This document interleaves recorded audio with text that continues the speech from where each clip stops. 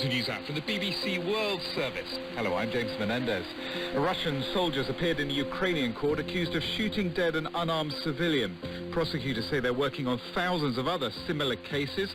We'll hear from one man who lost his entire family to a Russian attack. We heard a loud boom, and the ground was shaking. I started dialing each of my relatives, my wife, my brother, mother, father, grandma. They all were out of reach. I realized something bad happened. Also, a new report says the climate crisis is accelerating. Afghanistan's secret schools for the teenage girls still banned from the classroom. And leading British vets say it's time for dog lovers to stop buying pugs. We can't keep breeding pugs for this incredibly flat-faced, big-eyed look, even if people love it, because it's doing real harm to the animals. All of that and more coming up after the news.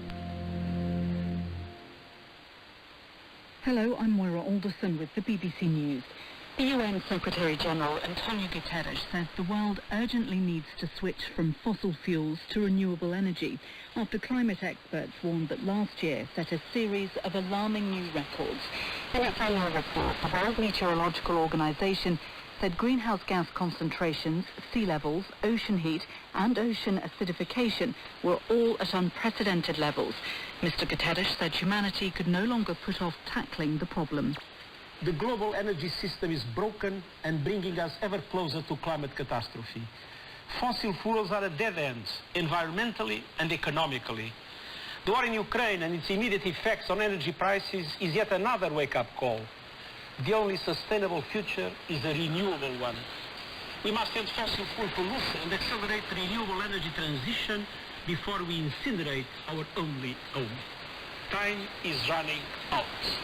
The European Union has outlined new plans to reduce its reliance on Russian fossil fuels and speed up the transition to sustainable energy. The proposals are expected to cost more than $200 billion. Here's Jenna Fisher. To begin diversifying from Russian oil and gas right now, the EU is investing several billion euros in pipelines and facilities to make it easier to buy from other countries.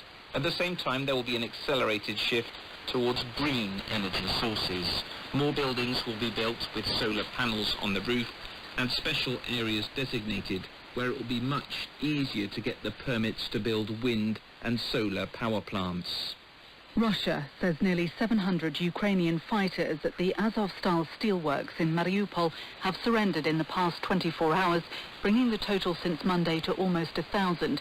Ukrainian forces defended the plant for more than 80 days in the conflict's longest and bloodiest battle. Laura Bicker reports from Dnipro. The President of Ukraine announced yesterday that he'd ordered the entire garrison to stand down, but authorities have so far failed to confirm whether all their forces have left the plant. The leader of pro-Russian separatists in the area told local news agencies that the main commanders of the unit have yet to surrender. Ukrainian officials had hoped to arrange a prisoner swap for fighters who they describe as national heroes, but Moscow said no such deal was going to be made available for soldiers it calls Nazis. In the first war crimes trial in Ukraine, a Russian soldier has pleaded guilty to shooting dead a 62-year-old Ukrainian in the Sumy region a few days into the war. Asked if he was guilty of the allegations, including war crimes and premeditated murder, Sergeant Vadim Sishimarin responded yes. Prosecutors say he opened fire with a machine gun as the man pushed his bicycle along the road. BBC News.